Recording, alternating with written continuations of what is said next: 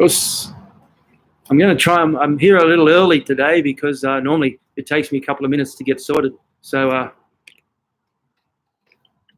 a couple of minutes will take us up to 3 o'clock. I hope everyone's all right.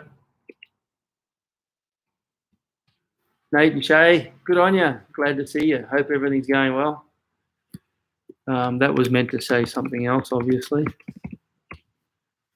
So we'll just wait a little bit.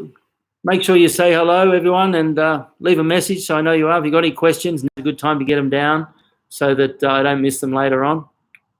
Today, I've got Sensei Ben with me. There's Ben. I don't know. He's the ugly one. I mean, he's the good-looking one. He's going to help us today. We've got a really good day planned.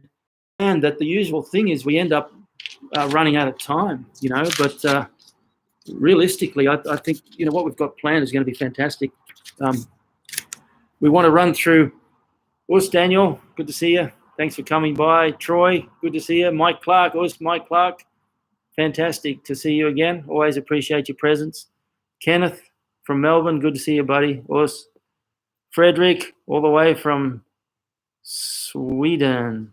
Raj, all the way from Namaste, all the way from Nepal. Rob De Souza, all the way from overseas there. Rob's the Tassie Devil. Rachel, is it Rachel or Rachel? I'm looking at it thinking it's probably Rachel. But anyway, Rachel's from Canada. Daniel's all the way from Newcastle. And Kylie Baker. If you're ever in Melbourne, you want a good dojo to train at, go and check out Kylie's. She's got the dojo that all the dojo operators envy. Graham, good to see you, Graham. It's raining outside. That's not a bad thing at all. We need a little bit of rain. Kylie's got a beautiful dojo in Eltham in Melbourne. So make sure if you're ever in Melbourne, you get by and say good day. So it is Rochelle, is it? I'm glad. I've been calling you Rachel. That's terrible. Mel, thanks for coming. It's good to see everyone coming, starting to come. We've got a fun workout today. Ben's come along, and I really appreciate when he comes because he does all the things that I used to think I could do, but now I can't, and I never could. But when you're my age and you've got a sixth dan, most people think you could do a lot of those things that you never could. Well, you know, I'll jump on that. I'll take advantage of that. I was never as good as I thought I used to be. But anyway, so we're going to look at some Shuto. And the reason I want to look at Shuto is simply because there's a principle I want you to think about, and that is questioning everything you do, okay? Not because you doubt it, but because you have great faith in it. And I have great faith in all the key movements that we're taught. And if we don't question them, if we just go along with the flow and do it, well, we never get any depth, okay? So you always have to constantly ask yourself, why did the people that created this, why did the people that developed these movements do it in the way they do it? And by doing that, you'll constantly find deeper and deeper understanding and answers to your training. Sivitri from India, Us, good to see you. Thanks for coming. Okay, and there's a few other things that day, you know, and knife hands are important because of the danger of damage. Okay, you can hurt your hand if you hold it wrongly. Fist is the whole idea of a fist is that you want to start with the little finger, close with the thumb, and if you squeeze it tight enough, you'll squeeze the blood out, but you'll also get to where you almost can't bend your wrist, even if you want to. A tightly held fist. Okay, you see how my hand's kind of going white? That's because the blood gets squeezed out when you do it. All right, now if you think in terms of, Salsa used to say, when you make a fist, you try to pull your little finger and your thumb together. See that? And that tightens the fist even more, okay? Now, when you make a knife hand, it's exactly the same. You're pulling your little finger and your thumb together, but this time you do it towards the back. You pull your little finger and thumb there. So when you make a knife hand now, by doing that and by tensing these first joints of the fingers, you get a strong knife hand. Okay, and that gives you a really good weapon to use. Remember, karate was kind of designed to take advantage of all the weak points in the body. So whenever you look at basics, and this is really, I'm surprised, but this is one area that people really tend to overlook, and that is looking at the targets and the importance of accuracy. So when I talk about BRATS, the acronym BRATS that I use all the time, remember, BRATS is all about the technique within you. So when you're drilling your own technique, you're thinking in terms of BRATS. BRATS is balance, relaxation, accuracy, timing, and speed. I used to say balance, rhythm, and speed, but I realized that rhythm and timing are the same thing, okay? And it doesn't make sense. But when I'm dealing with myself, so in other words, I'm not doing a fight with Ben. When I'm dealing with a fight with Ben, you could say is difference because my timing is determined by his movements as well. And then, but with rhythm, timing, when I'm dealing with my own technique, they're essentially the same thing, okay? So we want, and when Musashi wrote the 5 Rings, the word that he uses in Japanese for timing, and the translations always say there is timing in everything. Well, exactly the same word in Japanese is also the word for rhythm. So keep that in mind. So when we look at Usnil, welcome aboard. So we want to look at why the techniques are done how they are. And particularly today, I just really want to keep it simple. Ask yourself, where am I aiming with this? Because a difference of a couple of inches can make all the difference in the world in terms of the outcome. Okay, so I'm going to start a warm-up now with Ben, and then we'll move on to some basics. I also want to show you 2 more solo drills. So remember, if you do nothing else during this breakdown, during this lockdown, you don't want to return to the dojo lesser than you were. That's what happens when you break your leg and you have 6 months off and you can't really do anything, and you decide in your head, well, then I'm not going to do anything. But I snapped my Achilles tendon in the 2001, I think it was, World Over 40s. I snapped it during the semi-final. And the doctor said it'd be 12 months before I could do anything. And I thought he was talking through soccer shin pad on backwards and wrapped it around to protect my Achilles. And then I was back training in a couple of weeks. The doctor was right, of course. There was a lot I couldn't do for 12 months. I lost all my flexibility. But the point is, there's different areas that you can always develop. Now, there's a thing called broad-base athletic adaptation. Well, what does that mean? It means that Haile Gebrselassie, who was my favorite long-distance runner, would not have lasted the first 30 seconds in a Kyokushin fight, because athletic adaptation to one event does not transfer well to another. All right? You'll notice that too. I notice that when I start grappling with Kyokushin guys. I can be mates with Kyokushin guys who can, they've been training Kyokushin for 10, 20, 30, 40 years. And in a Kyokushin match or a Kyokushin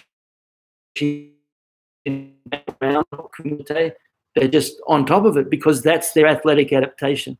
And then you go to the ground and you're on the ground for 30 seconds and already they're going because the adaptation is different. So in the lockdown, I really want to point out to you one really important thing, that it's up to you to take responsibility. Get fit, okay? And that's why we do the deck of cards every day, and I hope you're keeping the deck of cards up. And of course, if the full deck is a little bit of a challenge, 1, either take your time, or 2, just cut it back a bit. Cut out some cards, doesn't matter. No one's watching. It's not a race or competition. Rad Us, all the way from Hiroshima, Yokoso, okay? So really, being isolated means taking responsibility. And I've just rewritten my book, and I've done the whole section on soul-size mountain training again. And I'm going to do a video very soon on YouTube. I'm just going to read some passages out of that section on soul-size mountain training. We whine, moan, complain, carry on, make rationalizations about how difficult it is to be in lockdown for 4, 5, 6 weeks. Well, Sorsai was there for 14 months at a time, So some of his observations about isolation are very valid. Take responsibility. Decide for yourself. Set some goals on fitness. There is no excuse to not come out the other end fitter than you were before you went in. And fitness, you can work your different somatics, your flexibility in particular. Take your time, work your flexibility every day. You'll get back to the dojo. You'll be even better prepared for training. Okay. Another area you can do is watch these videos. I really appreciate you coming on board, and I'm really happy that taking advantage of the time to do this, because I guarantee if you watch these videos, if you tune into these videos, by the time we get back to the dojo, your knowledge base will have increased. For some, it may have only increased a little. For others, it may have increased a lot. But by tuning in and taking the time to watch these videos, that's another area that you've improved. You can always use this time to increase your knowledge base. Okay, and particularly in Kyokushin, the knowledge base, I hate to say it, is quite narrow. We're really, really good at a couple of things. We're really good at the kick range. We're really good at the punch range. So and that's a good thing. We take our training and skills an inch wide and a mile deep, and that's what you really want to do if you want to get really good. But times like this are really good to broaden that base of knowledge.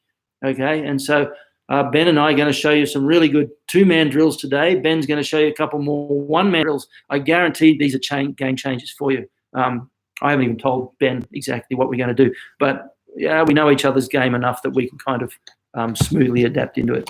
So let's get started with a bit of a warm-up, and then we're going to go straight into the animal forms, and then straight into a couple of new animal forms, and then move on from there with some drills.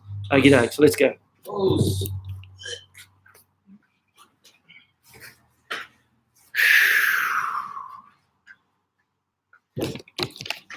I'm going to actually plug that mic in, see if that makes. And these, it's neat, son, it's neat, son, she, neat, son, she. Any movement is good. Right now I'm doing this monstrous translating job, 1 month long, 100 hours of translation. If I don't get up out of my computer seat every now and then, I ossify. I get so stiff. So any movement is good. Remember that. Stretch your shoulders. These warm-ups we're doing are fantastic to get the back stretched and the legs stretched. It's knee. So she let the arms dangle. It's so she double shoulder. And twisting. It's knee. Son. She go. Hitch. Watch. And show down the middle. It's knee. Son. Knee. Son. Jim, how many saw? She, knee, and son, pull the right.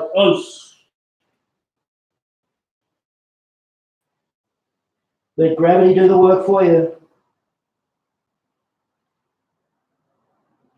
And left.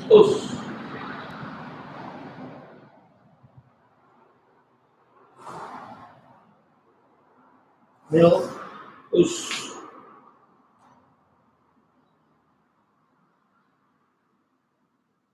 And bend the right leg.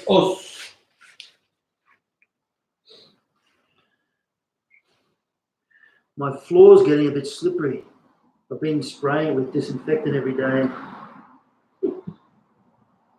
When I sweat it, it's a bit slippery. Knee. Push your hips forward, hip adductors. Don't lean forward, push back. Get that nice stretch going on. You can stay here for as long as you can, 5 minutes, 10 minutes. The longer you stay here, the better. So a good way and sit there doing your work whilst you stretch, if you want to do that. It's one way to look at it. And son. Find your balance point. Arms inside your knees. Relax and go deep.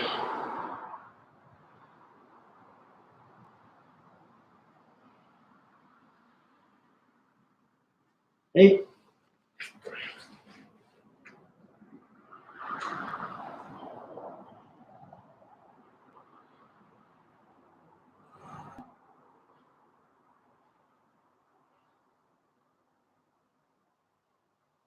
Feels good. Knee. Push forward. Take your back up. See, Ben doesn't have his knee on the ground. If your knees are healthy and strong, that's a good thing. If your knees are a little bit shaky, it doesn't hurt to put your knee on the ground. The most important thing is to focus on the hip flexor. That's what you're trying to stretch. Or the hip flexor area. Obviously, there's more than one muscle there. And so.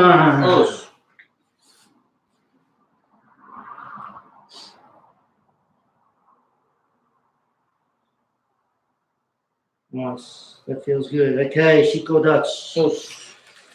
Once again, make your Shikodachi a little narrower than normal and have the thumbs forward, not the fingers. And stretching, push one arm forward so you're stretching your spine. Neat.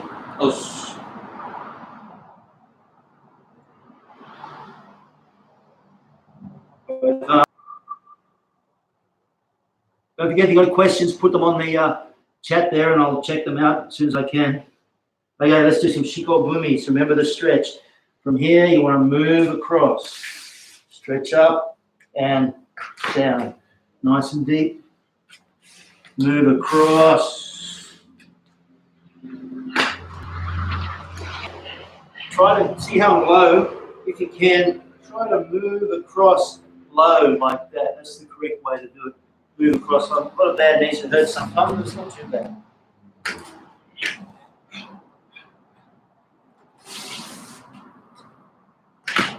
And nice. Leg straight again. Close. Pull down the middle. Close. Coming up. Arms forward. Pitch. Knee. Son. Shi Untitled. Os. Son. Shi Migi Sanchi Datsuyo. Os. Hey. So. Right hand up. Mash Yuke. Edge. To the left. 8. Son, I actually learned this in Hombu in 1976, so it's been around forever. Oh. 8. Let's do a couple more straight to the front. Yeah. And shake it off. Okay, let's do. We're going to do a couple of kata. We might do Sanshin and Tensho because they're good kata to do alone. I mean, all kata you can do alone, obviously, but they're particularly good because they are of the principles. Harry, g'day. Good to see you from down the mountain. So we'll do a couple of Sanshin, a couple of Tensho, and then we'll move on to some basics. Beautiful. So if you don't know Sanshin and Tensho, just follow along. They're good kata to learn. They're actually quite advanced kata, but in my dojo, we teach the Sanshin almost from white belt. We just don't teach it with the Ibuki breathing. That strong Ibuki breathing, I have my reservations about it. I must admit, it's never been my strong point. But I tend to find that a lot of the people that practice it a lot and very hard through their life, it can't be good for your blood pressure. But anyway, let's go. We'll do Sanshin. Os. And then Tensho. Os. Okso. Sanshin. You got it. Good. That's it.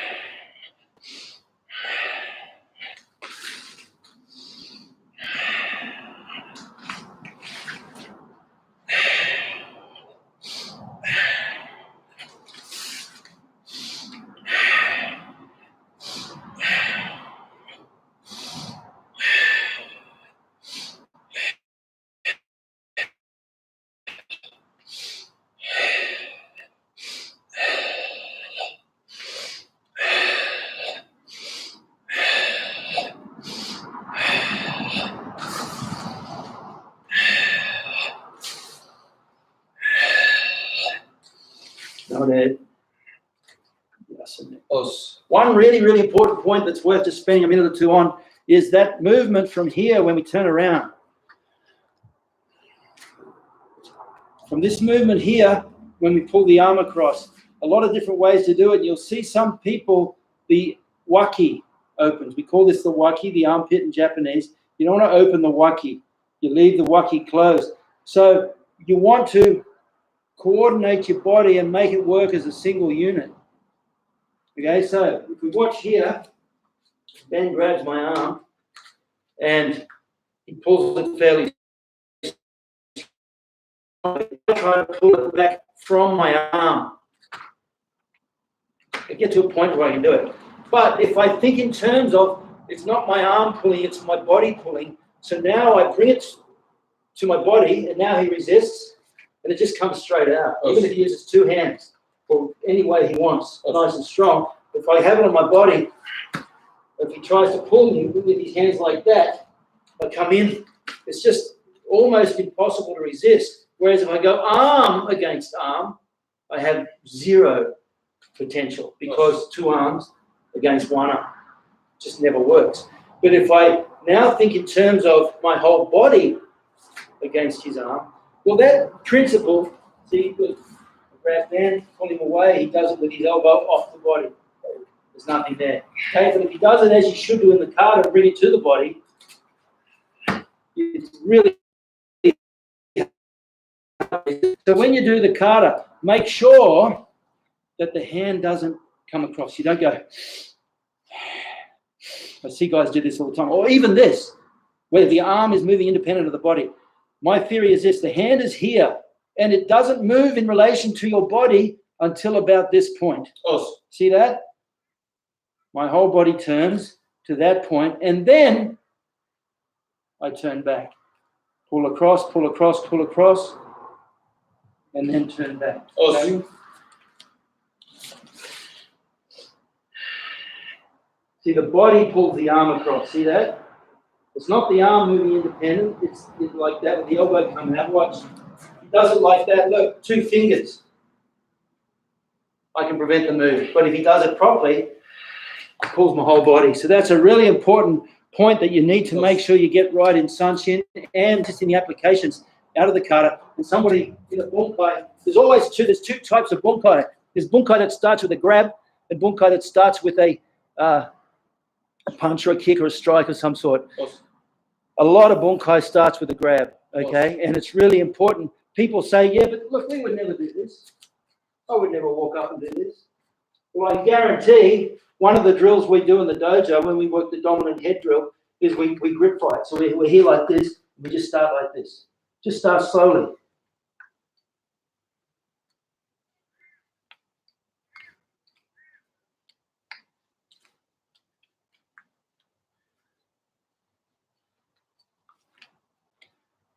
This sort of grip fighting, I guarantee you watch UFC and things like that, they smash someone. What happens is I try to control that hand, and they do this wrist control grab all the time. So the game of controlling each other's wrists becomes like a game of Chinese sticky hands. Okay, you do it with your eyes closed. You don't actually try to react to what you see. You react to the feeling, the movement, and so on. Okay, so don't underestimate the importance of wrist grabs. It's also they call gyakute. Gyakute means reverse, like gyaku-ski. Gyakute, reversed hand. So it's hand reversal. So it grabs my hand, boom. I need to be able to control and release, or here, this sort of thing. Or there, you grab, boom. Cross faces and so on. That's what also refers to as a handhold reversal. There, boom, up. Make it pain. Okay, there. All these things reversals, and all bunkai starts with either a grab or a strike, a kick, or punch. Okay, so when you're practicing these, when you're doing Sanshin and so on, it never hurts to have someone to actually do this sort of thing. Try to contain your arm as you do the movement. See that? If it's strongly done, it's the body working. It's not the arm, and that can be done for solo training. Okay, even when you're doing solo, you break it down. Remember, a kata might have 20 moves, but you break it down to 2, 3, 4 moves at a time. So you can break this one down. You're coming here. See that? My hand doesn't even move off my body. You know that because if it's here and I put my hand like that, look, It's still there. Haven't moved anything. Close. And then what happens is I keep the hand going. I take my body back. So you can this sort of movement, and then step across. Practice like that. In a kata is really, really very beneficial. Close. Okay, we're going to do a few shuto. The reason I wanted to shuto is for one reason only today. I'm not going to give you a lecture on how to do the knife hand and anything. We know that the shuto essentially is the base of the muscly part of the base at the top of the wrist, side of the hand. Okay, that's the shuto right there. Okay, but you think about it. We've got shuto gameuchi, shuto sakotsuchi, sakotsuchi komi, hizouchi, and uchi-uchi. Okay, so why those? Out of all the techniques that we can do, why those? Well, let's look at it. I'm going to have a quick check here. Arrow. Hey, Ben. It's Aaron from Japan. Hey. Us. Us. From our dojo. He's been training with me since he was about 8 years old. He's living in Japan now. And I guess he's finally got some time off because he works pretty hard while he's there. But gee, it's good to see you, Aaron. Us. Okay, so the reason I want you to think about the shuto is this. Shuto gameuchi. Right at the temple, okay? Or the neck. Okay, sakotsuchi. The clavicle. Doesn't take a lot to break it, I know, because I was riding my bicycle once and I had the only bone I've ever broken in my body was a bicycle ride in Japan where a truck in front of me stopped very suddenly, and I used to slipstream buses and stuff, so you'd use the tire to slow down. When they slow down, the tire was like a brake on them. But this the truck in the corner was there, so I thought, sakotsu, we hit down on the clavicle. We hit into the clavicle, okay? Hizouchi. Where's the spleen? Well, the spleen's on the left side, the liver's on the right side. So essentially, you're talking about the floating ribs here, the rib area. That's where you're striking. If you want to hit someone really hard and hit it in the chest, it's not really going to do a lot of damage. But you hit them on the solar plexus, or you hit them on the floating ribs, or under the spleen, or in the liver. Well, why? What is it about those spots? They're what we call Kyusho, right? Kyusho. Kyusho. That's a Japanese word for vital points or nerve centers. And all they are is just points in the body that are a little bit more vulnerable than others. Okay, so when you do the shuto, you hit right on the neck, on the temple, or on the neck. Okay? When you do uchi-uchi this way, another way is kuki-uchi. You're actually hitting right on the neck. That's one of my favorite self-defense techniques, simply because if I'm here and he's a troublemaker, I don't know, whoa, he throws something at me, boom, I'm going to come right in there. Or if he throws something, I go whack, like that, grab, push the neck, or I've even grab the neck like that, right on that carotid sinus, and hit. But this one here too, as the punch comes, I can knock it away, doesn't matter. Boom, knock it away and hit right on the neck. The other one comes, boom, knock it away and hit right on the neck. So that's a really good technique. But what's the key to it all? The key is accuracy. So when you do the shuto techniques, you have to be accurate, okay? I can hit Ben here, and it doesn't really have the same effect. It'll still rock him, but he's just going to get angry, okay? You can hit someone on the top of the head as opposed to the temple. It's not going to have the same effect. So you understand that the basics were designed as they were with a very, very specific accuracy in mind, okay? The angles you use, everything you use is all about being accurate. Collarbone, floating ribs. We call it hizouchi because the hizo, the spleen just under the heart, is prone to rupture. Okay, you rupture it, it shuts their system down completely. Strongest fighter in the world and get a ruptured spleen, he'll just go, enough is enough. You know, because they know something's funky going on inside. And the spleen is just like this little bag, this little sack full of gel. And when it gets ruptured, you've got to go straight to hospital. Okay, so these are the techniques. So let's just look at some shuto now. So yoi, migi, sanshin dachi yoi. Os. Hop. Shuto gameuchi. Os. So you can join in here. So the temple is in line with the eyes. So from behind the head, one. Hey. Hop. Okay, so we're just going to look at accuracy. I want you to think accuracy. Kia ora, so, that's, ho, and ho, on, ho, and ho, go, ho, no, ho, and ho, and ho, yo, ho, yo, ho, and ho, and ho, on, ho, and ho, go, ho, no, ho, that's ho, yo, ho, yo, ho. Nice and accurate. Okay, Sakotsuch. This arm's across the body. This one's behind your head. Itch and down. Hip, elbow back and down. Some organizations do it like this.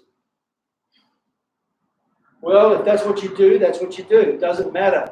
The important thing is that when you actually use it in reality, make sure you optimize your power. And if you think you can optimize power, good on you. I think if that was the case, baseball pitchers would be going, throwing it like that, but they're not, okay? That to me is a far more natural movement. And this is the thing about all these movements is essentially, particularly the blocks, essentially they're a natural movement. Something comes in your face, boom, your hand goes up. Somebody comes here, boom, you'll knock it away like an uchi. Somebody comes in, oh, I'll get away, you know, like that. It's you know, an animal or something comes, boom, you'll block it away. Then the movements are very natural. Okay, so you don't want to develop unnatural motion, which a lot of people do when they misunderstand the basics. Okay, so Sakotsu, which is itch, down, good. Head, sun, chip, go, go, hop, get a dip.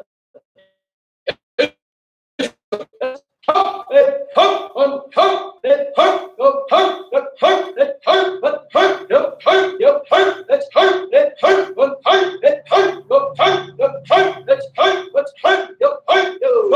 which call me. So still knife hand. Okay, you shoot it out like nukit there, and just at the end you twist in to grab that little bit of extra drive into it. Neat. Some. Remember the spear hand out, spear hand out, twist into knife hand at the end. Go. Go. Hop. Get it there. So let's hop. Hop. Hop. Hop. Hop. Hop. Hop. Hop. Hop. Hop. Hop. Hop. Hop.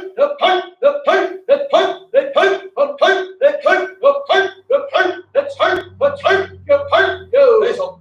Be accurate. Everything. It never hurts. The smooth is fast. Okay? When you're learning all these basics, it's good to do them in slow motion. Okay, once again, this is exactly the same as Gamen Uch, except your trajectory is down low. Okay? Itch, big circle round. Head. Sun. Shape. Go. Be accurate. What are we aiming at? It's like a golf ball. When you hit the golf ball, you don't stop the club at the golf ball. You follow through. Okay, well, it's the same here. Our target is the floating ribs. But our point of focus cuts straight through. So you want to finish essentially on the opposite side of the body. We hit here, cut through there. It's like a sword. Okay? That's why it's called shto, hand sword. Right? Sun, chi, good. Kia hop, let's hop, let's hop, on hop, let's hop, go hop, let's hop, let's hop, let's hop, yo hop, he hop, he hop, ho hop, he hop, ho hop, ho hop, he hop, ho hop, he hop. Yep, good. Uchi. So this is also called kubi-uch, which tells you where it's hitting, or uchi-uch, which tells you where it's coming from, inside technique. Itch. This hand stays in front, guard, and shoot it out. Head. Sun. Check. Go. Go. Hop. You got a tip. It's up. Let's hop. Head. Hop. On hop. Head. Hop. Go. Hop. Hop. Head. Hop. Head. Hop. Hop. Hop. Head. Hop. Hop. Hop. Hop. Head. Hop. Hop. Hop. Hop. Okay, so in all these techniques, you have a push-pull principle going on, and if you can't find the push-pull principle in a technique, Try and work it out, because that push-pull principle is solid gold, okay? And the other good thing is when you get that push-pull with that retracting elbow, well, then that becomes an attack in itself. So often in the dojo, what we'll say is, okay, now we're concentrating not on the hand going out, we're concentrating on the hand coming back. So now when you do it, which hand's out left, now when you do it, the focus is on the retracting elbow. So also I used to say, you retract from the elbow, you lead out from the hand, and that happens. I'm taking my hand back, not coordinated with my body. Okay, I pull back from the elbow, lead out from the hand. So when I do that elbow retraction, it becomes an attack in itself. Just like that. Not a. Okay, just come on. So that's just a handful of those basics there. And I want you to simply, hey, Freddie. Hi, buddy. I hope you're going well. Fred's my little nephew. Well, my nephew's son. Okay, good to see you. Look, those basics, always go to basics with, it's very easy to get bored with basics, I have to admit. Says we put form ahead of function.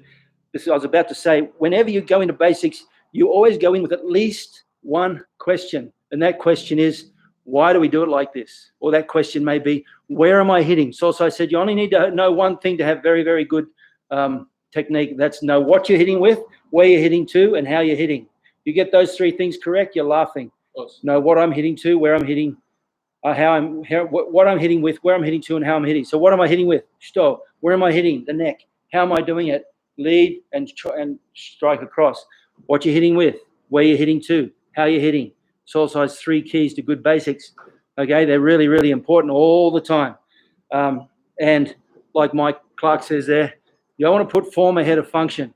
Solsai was famous for, in some respects, he was famous for, I've got my wife upstairs vacuuming the floor above us. Solsai was famous for his techniques weren't necessarily perfect form, but every single technique that he did would knock you out. That's the difference. When he would do basics, he would do 100 basics, and every single one of them would knock you out.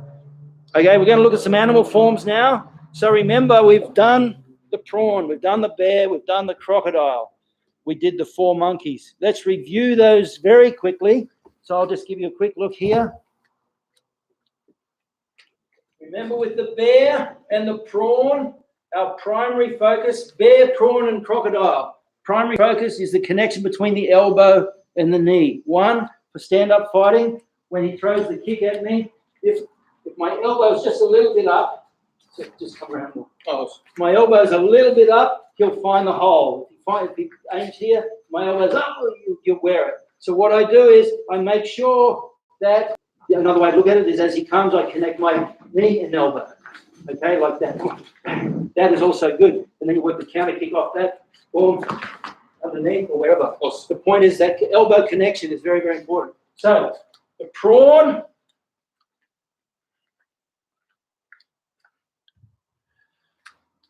The prawn is like a prawn swimming. Remember, connect the knee and elbow. See that? Around. One leg at a time. Connect the knee and elbow. Back. Connect the knee and elbow. And one more. Connect the knee and elbow. That's really, really important. Okay? Why is it important? Because if I'm stuck somewhere if I don't have my knee and elbow connected, all I'm feeling is pressure. Okay? So what I do is I change to the prawn and now connect my knee and elbow. And now when I come back, it's really hard for him. There. See, it doesn't matter. If I keep my knee and elbow connected, it's always going to be much harder for him to get past that barrier. Okay? That's a really important point. Next is the bear. Once again, remember, we're just reviewing for the bear. I'll do it sideways so you can see. We're here in this movement here. There's the bear movement. Okay? Look, my elbow and knee come together right there. Look, elbow and knee come together. Backwards is also good. Elbow and knee, elbow and knee. So when you do the movement, the bear movement, concentrate, and you can keep going. You can also use that to add another drill to that. Here, come in, switch, switch, switch, switch. There, switch, switch. Turns us into monkey number 2. Okay, now crocodile. Remember crocodile? Watch Ben. I'll let him do it. So there, you stay low, like you're trying to keep your bum low. So you're trying to get underneath a very low fence. And yeah. So remember, again, the elbow connection. Watch the elbow and knee connection when he does it once. One, look, see the elbow and leg touching there. He comes through, and the elbow and leg touch on the other side. One comes through again. Okay, the monkeys, the 4 monkeys. Remember the first one? Monkey 1, 2 hands, 2 feet. 2 hands, 2 feet. 2 hands, 2 feet. 2 hands, 2 feet. Good, that's monkey 1. Easy peasy. Now look, if you're not doing any training, if you're not doing something to keep you fit every day in this lockdown, you'll get back to the dojo and you'll think you've been hit by a wall. Okay, monkey number 2. Remember, little jump, crossways, crossways. Little jump, cross, cross.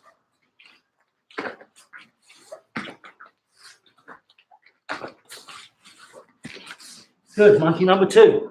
Monkey 3. Monkey wipes his bum bum.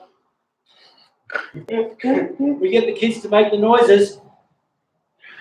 Don't forget the noises. That's me. Okay, that's a good move too. You go backwards as well. Okay, monkey number 4. The gorilla walk. Stay the same way.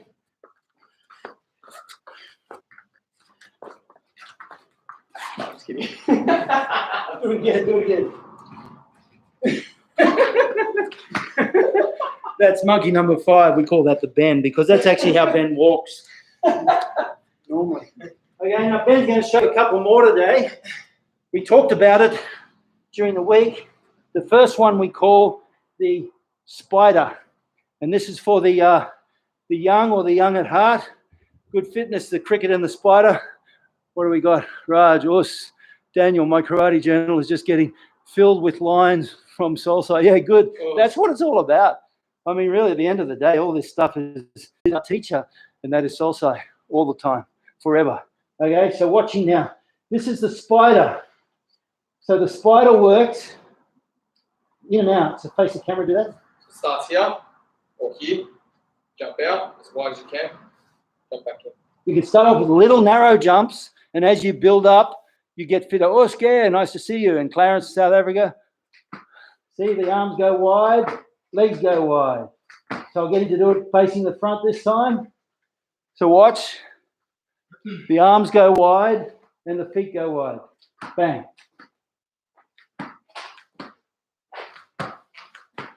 That's the spider, you see. Here's a good one for you. What's this? Who can tell me what that is? And to just get too passive in the lockdown. Okay, the next one is the cricket. So we're only going to show you 2 more today. The next one is the cricket. Have a look. That's the spider. No, that one. Yeah, we'll do both. The 2 types that we do. So watching here now. The first one, this one, the difference between the spider and the cricket is you keep everything tight so the feet and hands don't go wide the narrow. Yes, that's it, Rob. You got it. Good. So you see the hands and feet stay narrow. That's the cricket. You move forward and back. That's a really good fitness drill. You do that for a minute, you'll feel it for sure. Okay, and the other way that you can do the cricket is the walking cricket, where you're actually little bouncing walks. Good for coordination as well. Well, okay, 5 minutes to start with. On your bear, your prawn, your crocodile, your monkey 1, 2, 3, 4, your spider, your cricket and your walking cricket. Just, Kylie wants to know how your triceps are feeling. Easy. He doesn't have any triceps, so he has no pain, Kylie. Okay. All right, we're just going to go on now, a little bit of some two-man drills that we can use in terms of how to transfer our karate into range number 4 and 5. Awesome. Okay. What's range number 4 and 5? Well, range number 4 is the stand-up grapple. Range number 5 is the groundwork. And you don't want to abandon. You don't want to go, okay, well, my karate brain is now turning off. Now grappling brain. Don't worry about that. You do your karate in every possible circumstance. So what we have here now is Uchiuke. Let's look at Uchiuke. Okay. So when Ben, for the sake of practice, slow as smooth as fast. So that can be a punch, okay, or it can be a push, or it can be a grab. All essentially the same. What I do is I use my Uchiuke to deal with it. Okay, so the hand comes up, and this is a really, really good drill if you run a dojo. You get people to do this. Daniel Langworthy, we would have done this in our seminars down in Newcastle. So the hand goes up. What I do is I'm just here, in yoi, if you like, and then when he touches my shoulder, I simply come in and out. Ben arm is a weak arm. Is extended past the 90 degrees. Okay, so he puts his arm and pushes away. Pushes it away. Pushes it away. So you see how he hit the hand twice on the same side. What you want to try and do is trick up your partner. Now, if they're working off visual cues, and they'll get it all wrong. And once you start to get tricky with where you're putting your hands, well, then if I don't react to the situation, I react to what I think the situation is, well, then I'll get lost. So I have to make sure that each time you're reacting. Now, the way you do that is close your eyes. Okay? So if you watch, I'm going to close my eyes here. And I just close my eyes and I react to the feel on my shoulder.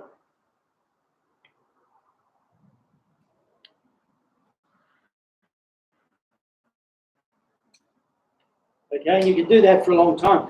The trick is this. One of the good reasons for closing your eyes in this drill is if he was to do a cross arms, now you get really funky. My brain says that arm, because I'm visually cueing, I block that arm with that arm. I block his right arm with my left. And then when he crosses over, I go, oh, I'm confused here. You try and block it with your left, and all you do is you actually knock his hand into your own jaw, knock yourself out. Okay? So it's not about which arm, it's about which shoulder's been touched. So now when he crosses over there, I use that same arm, okay? So I have to get used to the touch. That's why you close your eyes.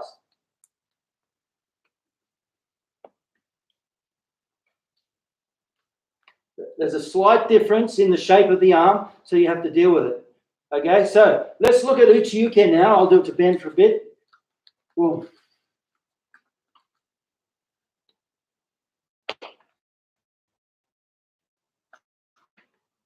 notice how his arm blocks and then pushes forward slightly. That's really valuable. Bang. Okay, now we're going to do an arm drag. What we call an arm drag is a 2-on-1. So now he comes up, I do the block, and as I turn, that hand goes to his wrist. So you can start off actually doing that.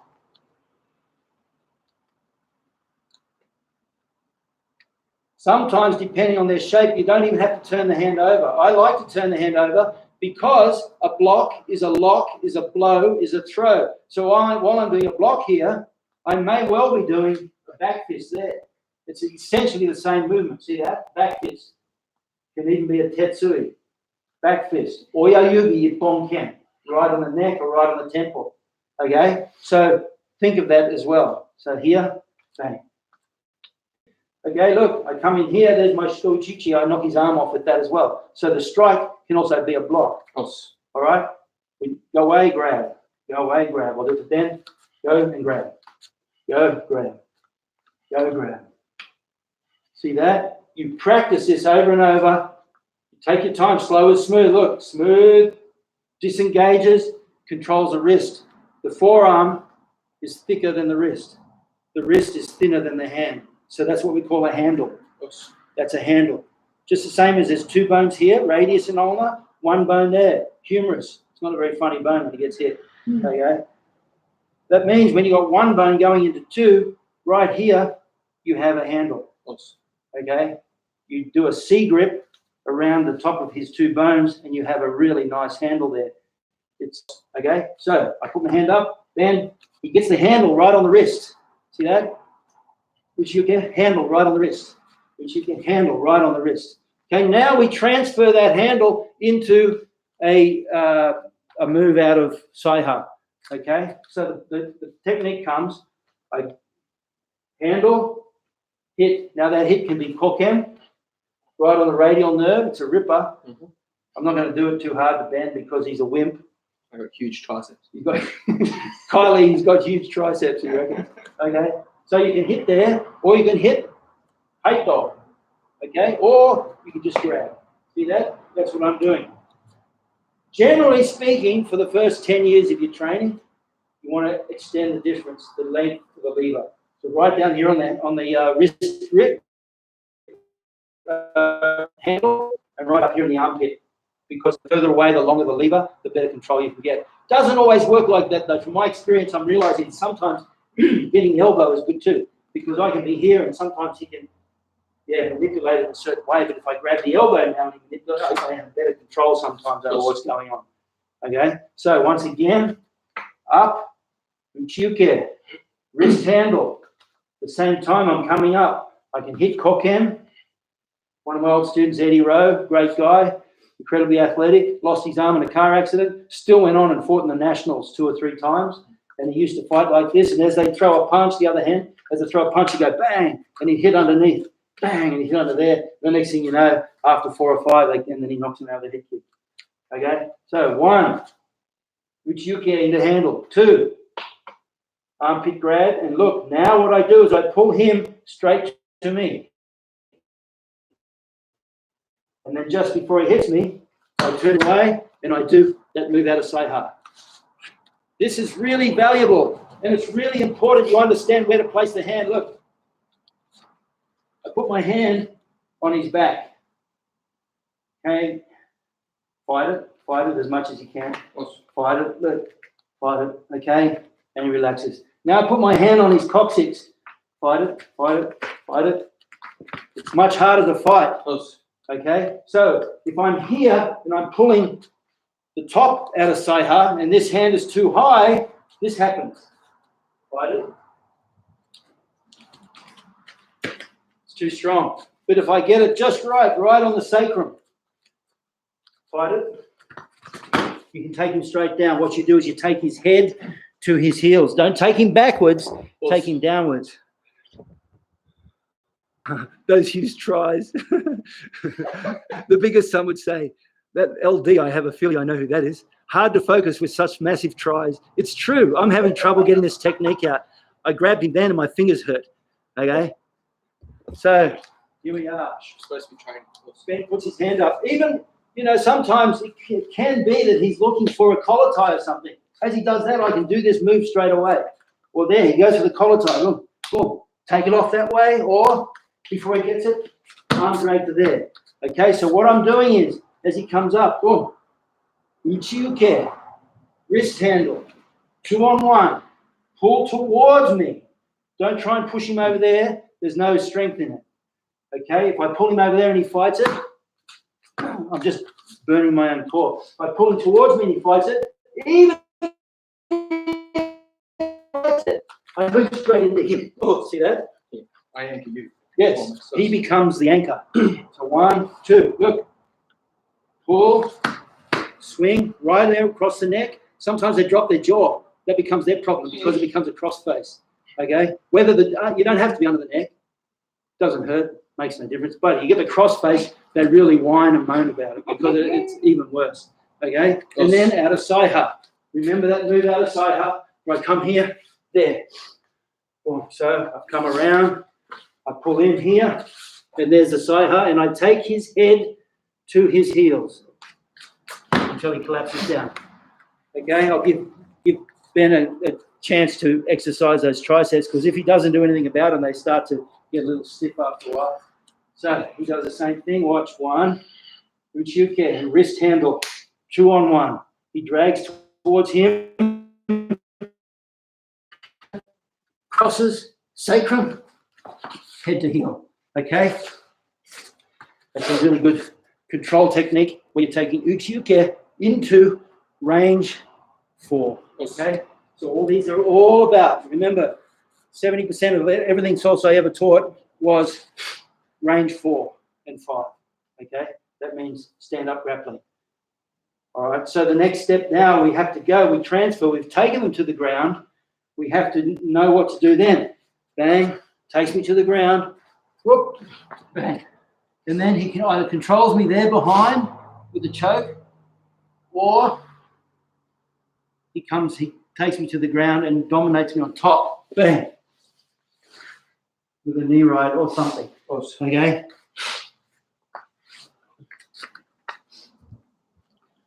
So once again, he puts his hand on me. That's what I'm doing. And in the dojo, that's what you do. You start off nice and easy. One thing you'll notice all the time is my head is constantly looking for the dominant angle. I don't want to do this. Because I do that straight away, I'm in trouble. Okay? So I keep that dominant angle.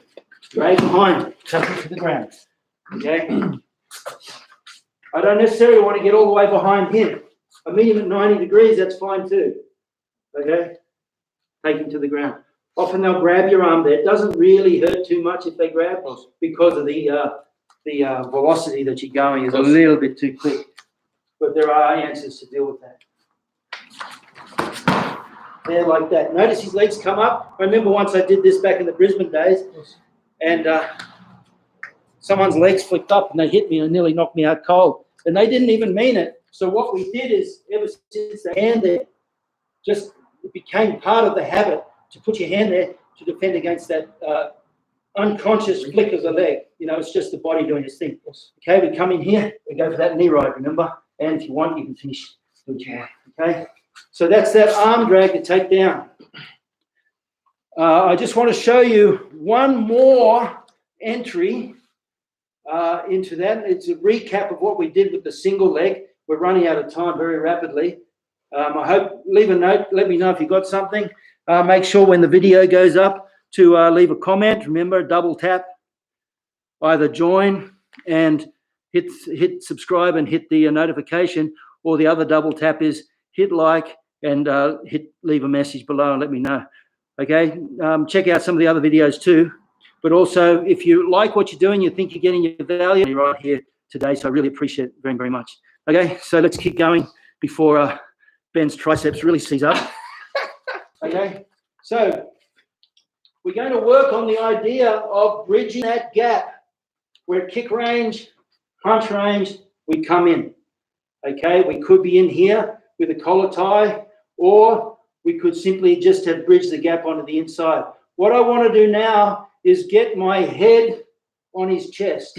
Okay, the reason, well, there's a couple of reasons. There's probably dozens of reasons, but a couple that I can think of is if my head is here, he can punch me really easily. If my head is here, it's much harder for him to punch me. See that? Oh, that's why a boxer buries his head.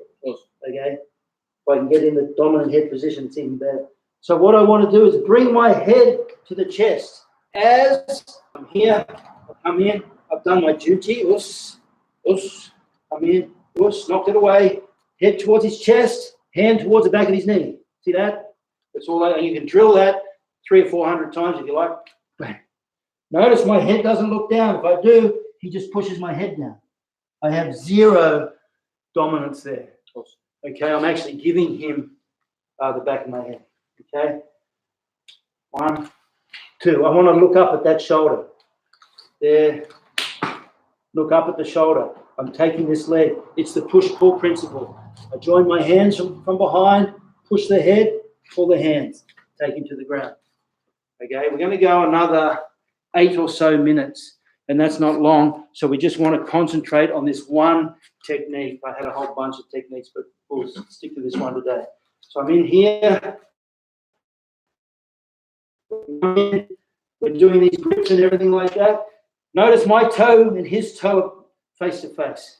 That's a really important point, because if I try to do this with my leg opposite, it's simply too far for my hand to go. Awesome. When I say too far, of course I can reach it and I can get there. You go, well, that's not too far. But his reaction timing is so quick that the extra 0.1 of a second that it takes me to go from my backhand to his leg is just it's not fast enough. But by coming from here, where I'm going from my front hand to his leg, it's much easier. Awesome. Okay? So as a general rule, and it's a very good rule, you'll never go wrong if you follow it. You'll see guys can do it like this, but there's different techniques we use for karate guys to take someone down from the opposite leg. But as a general rule, toe to toe is where I want to be. Okay? If I want to use this technique and it's the other foot forward, point to remember, if you want a leg, move away from the leg. Okay? So I'm here, I want that leg, but it's too far away. So what I'm going to do is move away from the leg. Oh, the leg comes forward for me. How about that? We're moving. I come around here. Oh, he just brought his leg straight forward for me. See that? Once again, we're here, boom, bang. Look, his leg comes forward. That allows me then to complete the technique. So, as a general rule, if I want the leg, I move away from the leg. See that? And his leg comes forward. If his leg doesn't come forward and I pull, well, then you just keep it going, take him to the ground. Okay? So we're in here, legs toe to toe, but he's his back, and that's okay. Yep, so I come in there, open, head to chest. If I accidentally headbutt him on the way through, oh, geez, I'm sorry. Okay?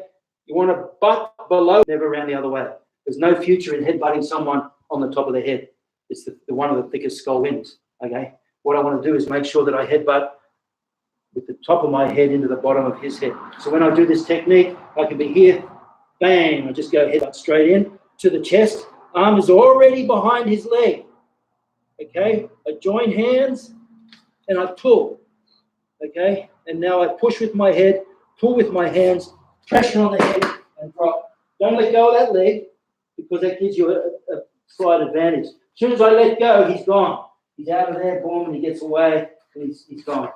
Okay? So what I want to do is, boom, here, 1, 2, 3, I keep that leg. Now if I can control that leg and he tries to get up, it's much, much harder. Makes it much harder for him. See, he does funky things like that. That was for Aaron. That was for Aaron. Okay, you get past. See, he's joining his knee and elbow together. That's good. He doesn't like my knee right. Boom, there, boom. Okay, so once again, we're here. We come in, headbutt in, head to chest. Arm is already behind his leg. See that? I join hands together. As a general rule, the back hand on top of the front hand. As a general rule, we won't focus on that too much today. Boom. I pull the hand, push the head. See that? Take it down. As soon as he starts to go, I switch and go knee right. We call that timber. Timber! Because whenever you feel his balance going, you can abandon. I'm here. I come in. He's balance. His balance is still there. As soon as I feel balance, I can let go of the technique and let gravity do the rest. But if I hang on, sometimes I'll pull myself down with the technique. Okay, so that's the single leg. Where do we go from there? Well, I mean, I'll let Ben do it on me, and you watch where he goes, and I guarantee it'll be somewhat different to where I go, because everyone's different like this. So I'm in here. He does a single on me. Boom, break away. Finishes the technique. And he comes straight in, chest on chest, to control my movement. Whatever he does is fine by me. What I mean is, everyone who does it, the more experience you have, the more you react to their shape. You don't react like Mike Clark was saying before, form over function. You tell yourself, well, I've taken him down with a single. Now I have to do this. Because the reality is you have to be like water. You have to adapt to whatever your partner gives you. Okay, so Ben did that because my shape was a certain way. If I ended up in a different position, he may have done something different. Okay, so we're running out of time.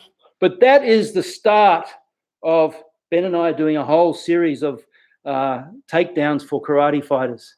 And what they are is just a series of techniques that we're not trying to turn you into a grappler. We're trying to turn you into a karate guy who's very, very comfortable with grapplers. That's the most important thing. Saul Sai said in his book in chapter 15, and this is karate on groundwork, he said the objective for a karate guy when it comes to groundwork is to neutralize the attack so that you can return the fight to your world, to your game, to the stand-up world. And that's very, very important.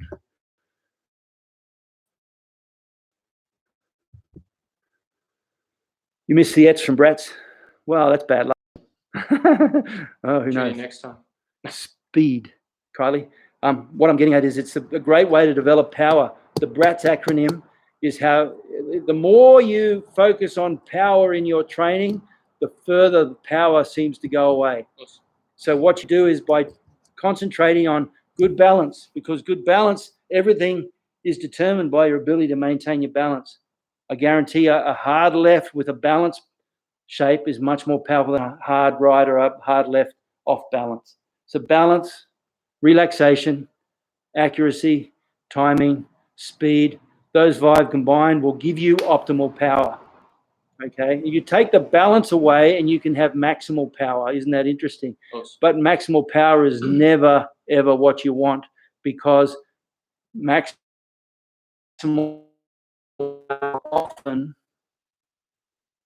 power will often compromise your position. Awesome. Okay, so you want to maintain balance at all times. Yeah, this problem with the internet cutting in and out is a real problem. I was talking to Kylie today, Sensei Kylie there, you can see from Melbourne, runs a really cool dojo. And I was saying I do the live feeds at YouTube and I get 25 people come and join in. She does a live feed at Facebook and gets 5,000 people come and join in. And so, yeah, actually, his or mine. So I think I will experiment with the live feed on Facebook as well. I'll just look into it. I'm just not very good at that stuff. I hope today you got something out of that. Remember, with basics, always ask the question why. Why do we do it this way? Why do we do it there? Why do we attack that target? Why not this target? Where are those points? Why are we directed to that point? The old carotid sinus on the neck here. If you want to knock someone out, you do the old Vulcan death touch right on the neck. Boom. And it's a ripper. It really does work well. I hope you got something out of it. Make sure you leave notes. Don't forget to like, subscribe, leave a message, a comment. If you got any questions, put them in the comments below once the video is. Seems to take about 24 hours for the video to be finalized. Any questions there? According to your view, what is the most important thing for a karate player? Well, that's like saying what's the most important thing for a dad. Well, a dad has a lot of functions. Okay, for a karate guy, you can narrow it down to, and if you look up there, you'll see Mike Clark's name. Mike wrote the book on Shingi-Tai. Okay, so in my opinion, the most important thing for a karate player is a balance of strong mind, good technique, strong body. They're really important. You can't have one. They're like three legs on a stool. You take one leg away, the stool falls over. Okay, so make sure you get them all. It's difficult to narrow down one thing, but that's what I'd say. Keep taking responsibility for your own training. Get fit, get strong, keep developing your field of knowledge and awareness. That means working your technique. Like Solsai said, the answers come through your own training. Awesome. No matter what question you have, the answers will come through your own training. Okay. Daniel, good on you. Graham, Rose, Us, thanks. Always great to have you. He's out from Maitland way, actually. Says that Ben Othergrave says, I'd love to see more of your bunkai for kata. Yep, we're working on that. Ben and I, now that the shutdown is coming good, we're working on a whole series of bunkai for every single kata in Kyokushin. So keep an eye out for that. Good on you, Kylie. Yep. And, you know, the knowledge, the smiles, and the triceps. You got to make sure you got all 3 legs of that stool. Good on you, Rob. Thanks again. Rochelle, all the way from Canada. That was fun. Yeah, it's always fun to have you. It's always fun to have Ben here. Ben's been training with me since he was a young teenager, and it's a real honor that he still hangs in there with me, because anyone who can put up with me for 18, 19 years is doing a good job. I'm just reading the messages. Great session. Thanks, Frederick. With the kids later on, they'll love the animals. Just say, who wants to do some animals? Introduce those animals. Did you read what Chris just wrote? I'll get the police onto you. Oh, that's gonna get us kicked off YouTube. Okay. Learning things you don't learn in the dojo. Well, they should learn in the dojo.